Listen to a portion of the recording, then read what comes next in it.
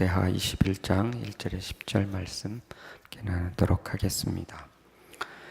유다는 지금까지 이제 솔로몬 이후에 대체적으로 좋은 왕들이 계속 이어졌습니다. 아사가 있었고요. 그리고 여호사밧이 있었죠. 그리고 그 전에 한 왕이 더 있었는데 솔로몬 이후에 대부분 이제 선한 왕들이라고 평가가 되었습니다. 그래서 유다는 대체적으로 평안을 누리며 전쟁에 나가서 승리하는 그러한 일들이 많았습니다. 반면에 이제 북이스라엘은 계속해서 악한 왕들이 왕위에 오르게 되었습니다. 매우 어지러운 그러한 시기를 지나게 되었습니다. 그때 이제 북이스라엘에는 엘리야, 엘리사, 지금 이 시대하고 이렇게 맞춰 보면은 그런 선지자들이 계속 하나님 말씀을 증거했는데 그 말씀 이제 듣지 않았던 것을 알 수가 있습니다. 비교가 되는 것은 이제 유다에는 계속 그 선한 왕들이 이어지면서 그 나라가 평안하고 태평했던 반면에 북이스라엘은 계속 하나님을 떠난 왕들이, 하나님의 말씀을 버린 왕들이 이제 통치를 함으로 굉장히 어지러웠다는 거죠. 이 두 가지가 이제 두 나라의 비교가 됩니다. 그런데 이제 오늘 보면 여호사밧 이후에 그 아들 여호람이 왕위를 가지면서 왕위에 오르면서 이제 그러니까 유다죠. 남유다도 어려운 시기를 이제 가는 것을 알 수가 있습니다. 그걸 보면 진정한 정말 형통한 삶의 어떤 것인가, 그 비결이 뭔가 하는 것을 알 수가 있다는 것입니다. 그래서 오늘 말씀을 통해서 진정한 성공적인 삶이 어떤 것인가, 또 형통한 삶이 어떤 것인가 하는 것을 찾아보고자 합니다. 첫 번째, 신앙의 유산을 잘 남기는 것이 진정한 성공이라는 것입니다. 1절부터 보면 여호사밧이 그의 조상들과 함께 누움에 그의 조상들과 함께 다윗성에 장사되고 그의 아들 여호람이 대신하여 왕이 되니라. 여호사밧의 아들 여호람의 아우들 아사랴와 여히엘과 스가랴와 아사랴와 미가엘과 스바랴는 다 유다 왕 여호사밧의 아들들이라. 3절, 그의 아버지가 그들에게는 은금과 보물과 유다 견고한 성읍들을 선물로 후히 주었고 여호람은 장자이므로 왕위를 주었더니 여호람이 그의 아비의 왕국을 다스리게 되어 세력을 얻은 후에 그의 모든 아우들과 이스라엘 방백들 중 몇 사람을 칼로 죽였더라. 여호람이 왕위에 오를 때에 나이가 30세라. 예루살렘에서 8년 동안 다스리니라. 오늘 말씀해 보면 여호사밧에 이어서 여호람이 왕위가 되죠. 여러 아들들이 나왔는데 그 아들들에게 각각 이제 유산을 남겨주었습니다.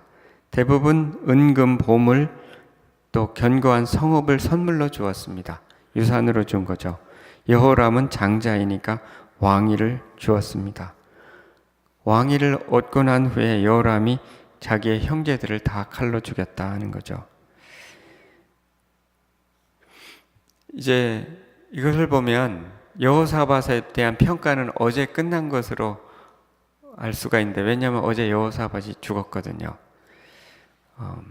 그런데 오늘 보면 여호사밧의 삶에 대한 평가가 어제로 끝난 것이 아니고 오늘까지 봐야 된다는 것을 알 수가 있습니다. 그 후손이 이렇게 처참하게 칼부림을 하고 형제들을 다 죽인 것을 보면 여호사밧이 남긴 유산, 그것까지 봐야 여호사밧의 삶을 진정으로 평가할 수 있지 않을까, 그런 생각을 하게 됩니다. 여호사밧은 참 칭찬받은 왕이었죠. 아사의 길로 행하였고, 물론 이제 그에게도 흠이 있었고 마지막에 이제 하나님의 길을 잠시 떠난 것을 떠났다가 또 이제 돌아오는 것을 알 수가 있는데, 그 이후에 자녀들을 보면서 그의 삶에 대한 평가를 여기까지 해야 된다는 생각을 하게 됩니다. 물론 그 자녀들은 우리의 마음대로 할 수 없는 것을 우리는 잘 알죠. 그리고 예를 들면 다윗 같은 왕을 보면 다윗도 그 후손은 솔로몬, 그리고 그 여러 아들들, 압살롬, 다윗의 길을 갔던 왕이 없다는 것을 보면 참 어떻게 해석해야 될까? 훌륭한 왕이나 지도자의 후손이 그렇게 계속 이어지지 않는 때가 참 많거든요. 사무엘도 그랬고, 오히려 그 후손들이 잘 된 것보다는 안 된 애들이 더 많지 않은가 이렇게 생각이 됩니다. 한 가지 다윗 경우도 보면 그 다윗의 일대기를 쭉 이렇게 보면 그는 하나님을 참 경외했는데 그 후손들이 하나님을 이렇게 경외하지 않은 것을 알죠. 솔로몬은 초창기에는 하나님을 경외했다가 결국은 그렇지 않은 것을 보고, 다른 자녀들도 마찬가지고, 사무엘도 그랬고. 근데 한 가지 어찌할 수 없는, 이건 좀 다른 문제가 아닌가 이런 생각을 하기도 되죠. 근데 또 한 가지 면이 있습니다. 이들은 공적으로 너무 바빠가지고 이 자녀들의 신앙을 전수하는데 많은 노력을 기울이지 못했다 하는 것도 공통적인 면입니다. 다윗 경우도 마찬가지죠. 수없이 전쟁을 하고 또 아내도 너무 많고 이런 상황이고, 사무엘도 마찬가지입니다. 계속 이렇게 순회하면서 하나님의 일을 해야 됐던 어떤 그런 면이 있죠. 자녀들에 대해서 많이 그들의 신앙을 전수하는 일에 많이 신경을 못 쓴 면도 있다는 거죠.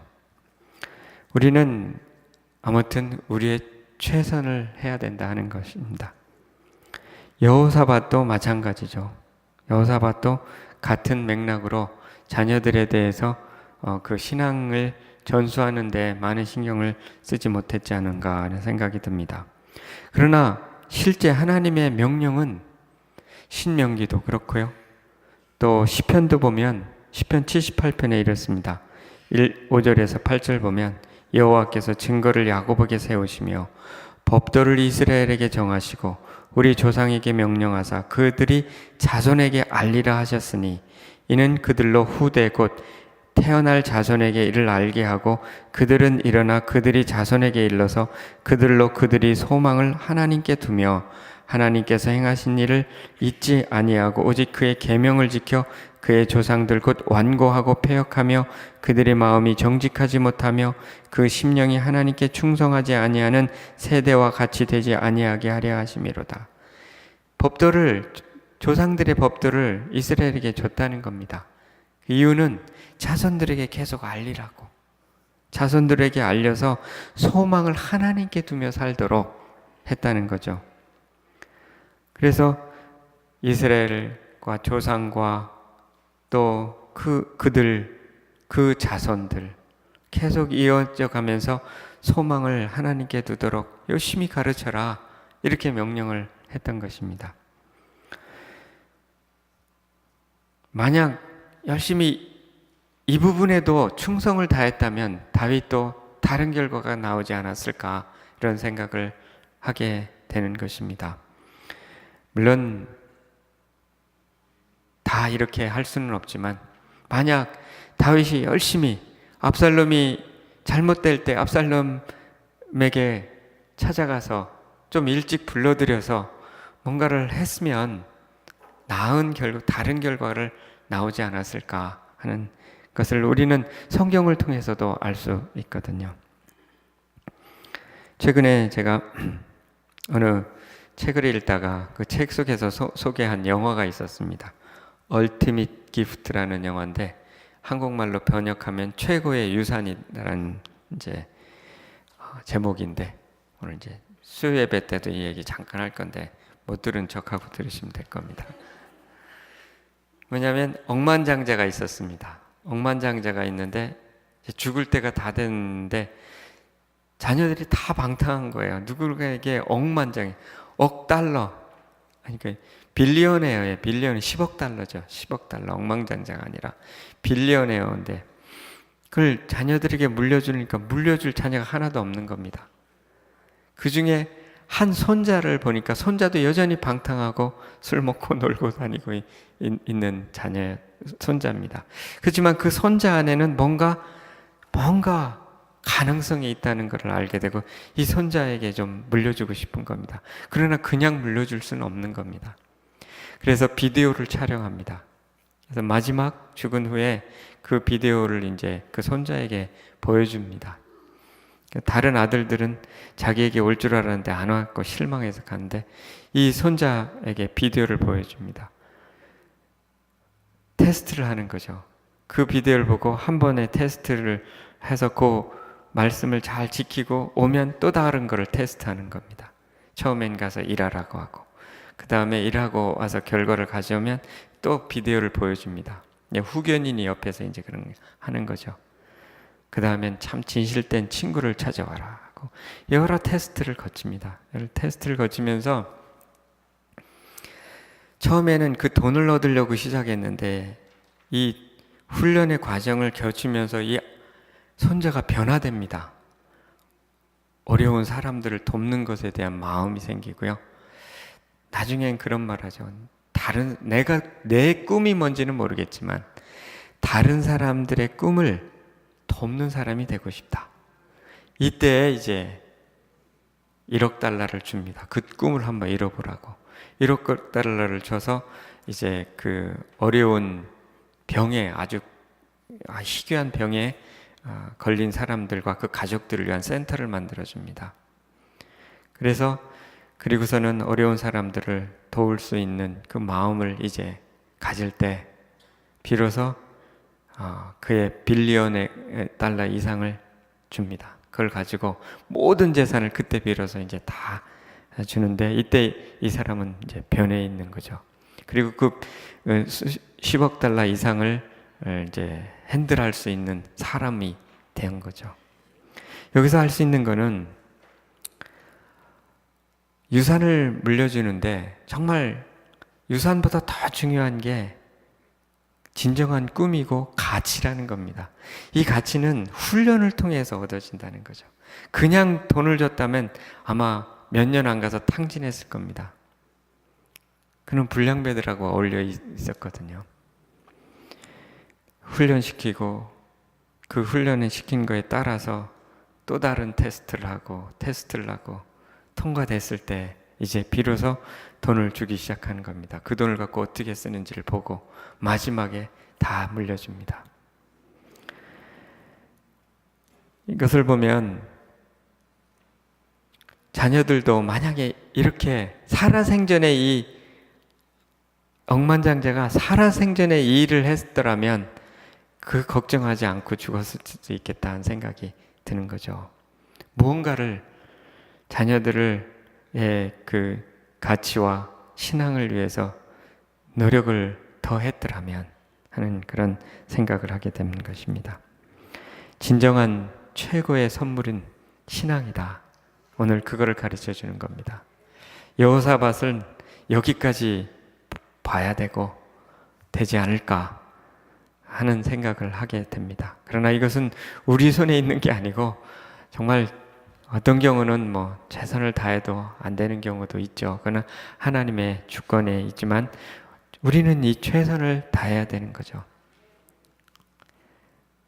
조나단 에드워드 같이 평생 하나님을 경외하며 살으니까 뒤에 후손들이 그렇게 잘 됐다는, 정말 그 신앙의 후손들이 잘 됐다는 것을 우리는 그쪽을 바라보면서 갈 필요가 있다는 거죠.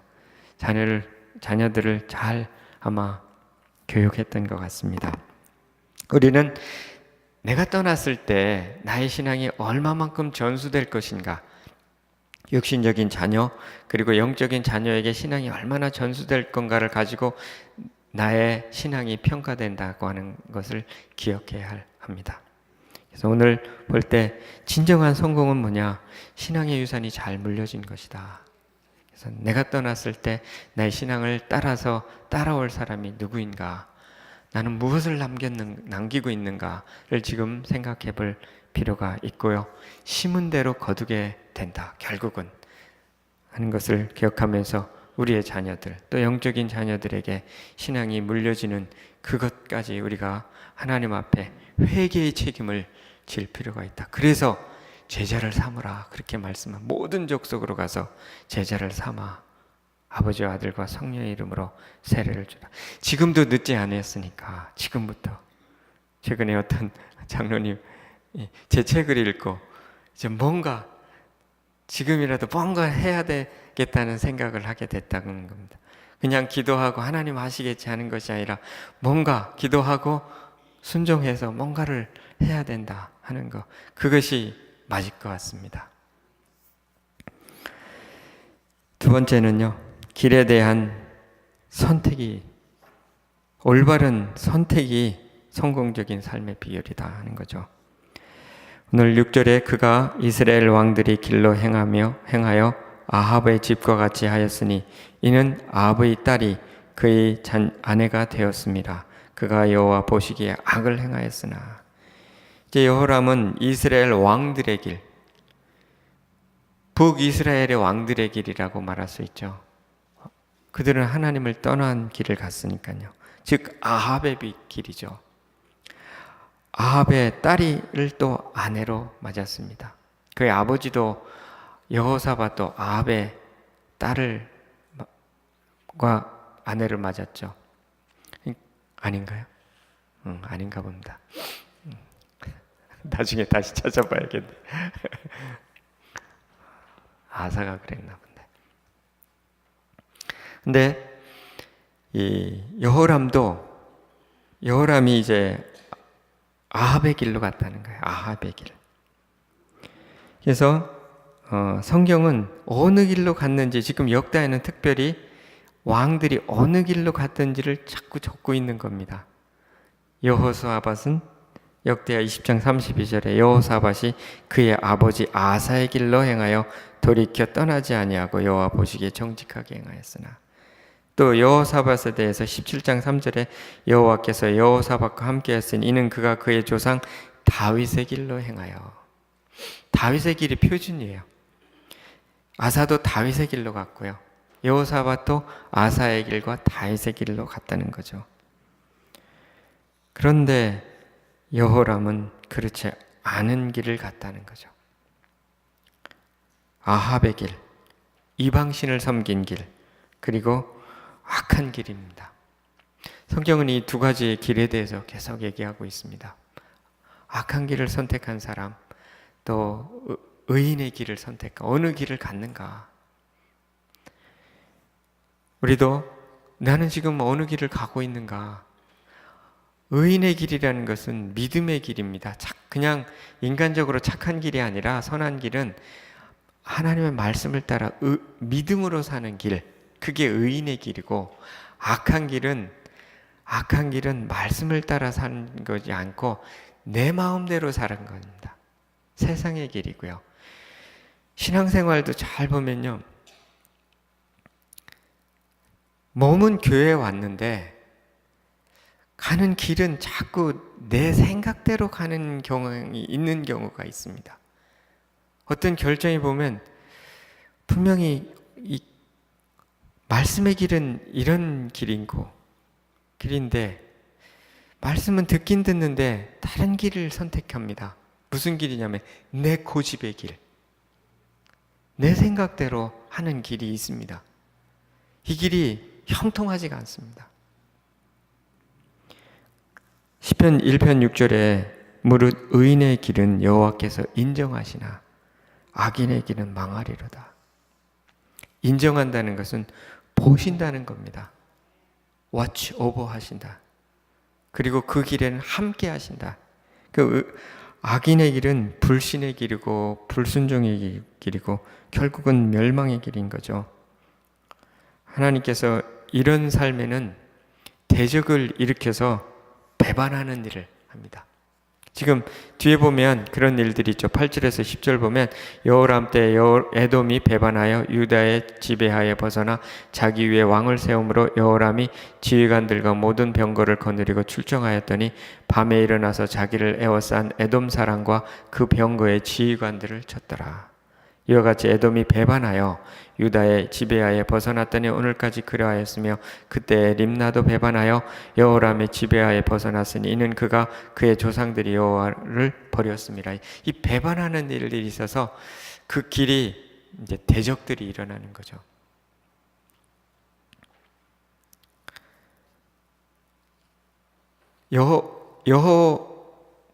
솔로몬 이후에 르호보암이 있고 여로보암이 있었죠. 르호보암이 잘못된 길로 가니까 하나님께서 여로보암을 이렇게 대적을 일으키시죠. 그리고 떠나도록 하시죠. 마찬가지 일이 또 일어나고 있습니다. 잘못된 길로 가니까 하나님께서 워닝을 경고를 주기 위해서 대적을 일으켜서 배반하는 일들이 이제 일어나게, 결국은 그 악한 선택은, 잘못된 선택은 잘못된 열매를 거둔다는 거죠. 그러니까 선택이 중요한 거는 선택이 열매를 거둔다는 거죠. 여호사밧과 아사의 길은 그들은 전쟁에 나갈 때마다 승리할 수 있었고요. 형통한 삶이었고 믿음의 길이었습니다. 순종의 길이었고 결국은 생명의 길이고 부활의 길이었던 거죠. 100만 군대 앞에서 승리할 수 있었고요. 여호사밧도 마찬가지죠. 40만 군대 앞에서 하나님을 의지해서 승리했던, 하나님을 따라가는 길이고, 이것이 곧 그리스도의 제자의 길인 거죠. 하나님과 함께 걸어가는 길, 하나님의 손을 붙잡지 않고 가는 길이 있고 하나님과 함께 걸어가는 길이 있다는 거죠.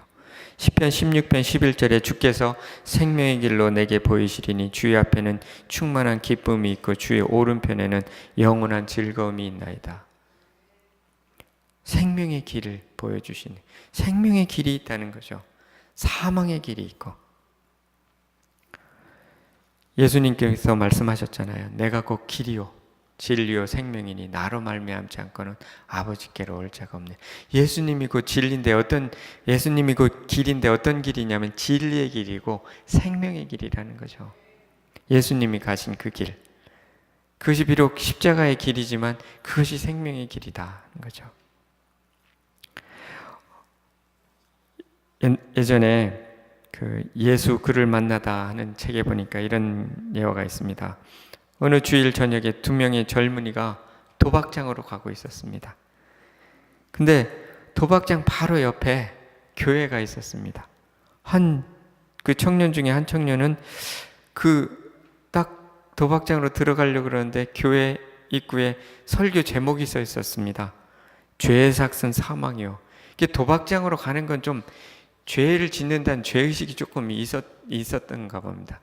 딱 보니까 죄의 삭은 사망이라고.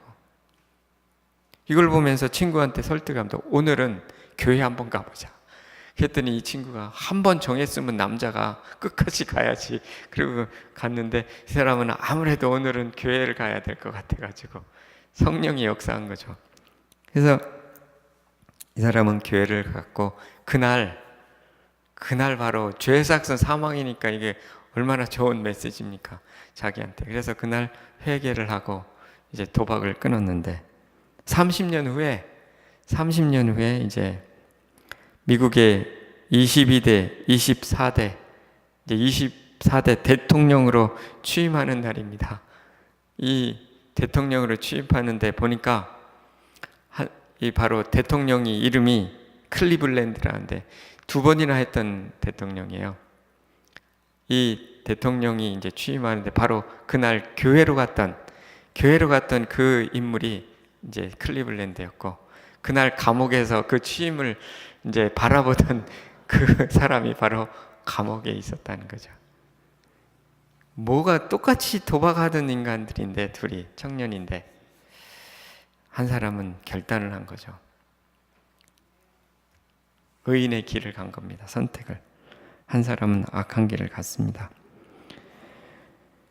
이것이 30년 후에 한 사람은 계속 이런 선택을 하면서 살았고 한 사람은 그렇지 않은 삶은 살은 결과죠. 우리의 인생은 결국 선택의 연속된 선택의 결과이다. 집합이라는 겁니다.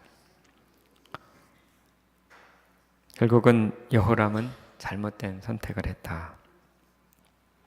문제는 이제 끝까지 이런 선택을 해야 되는 한 번의 선택이 아니라 계속적인 선택. 여호사밧도 보면 아사도 보면 선택을 잘하다 마지막에 이제 선택을 잘못합니다. 잘못하기가 굉장히 쉽습니다. 마지막에.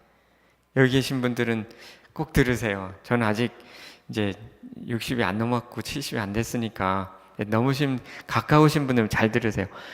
마지막에 갈수록 정신이 흐려지고요. 약간 여기 계신 분들 말고 조금 그 노역이 생기고 노망기가 생기잖아요. 그럼 결정 잘못하기가 쉬운 거예요. 그럴수록 더 좀 주위에서 결정을 잘할 수 있도록 기도하고 해야 마지막까지. 하나님은 분명히 전체를 보고 평가하실 겁니다. 삶의 앞에 잘한 거 또 못한 거 다 보고 하실 거예요. 끝에만 잘못했다고 성경이 그랬잖아요. 여호사밧은 참 잘했다 그랬잖아요. 대부분 잘했으니까. 근데 마지막에 좀 잘못했다고 하나님은 공평하게 평가하십니다. 에버리지, 평균점을 내실 겁니다. 분명히. 근데 끝을 잘한 거에 대해서는 가산점을 줄 거라는 것이 제 생각인데 한번 가봐야 되겠습니다. 분명히. 왜냐하면 끝을 잘 마무리하기가 어렵습니다. 성경이 그걸 보여줍니다. 끝까지 잘된 사람이 많지가 않기 때문에. 만약 끝까지 잘 걸어갔고 끝까지 믿음으로 살았다면 굉장한 보너스 점수가 있을 겁니다.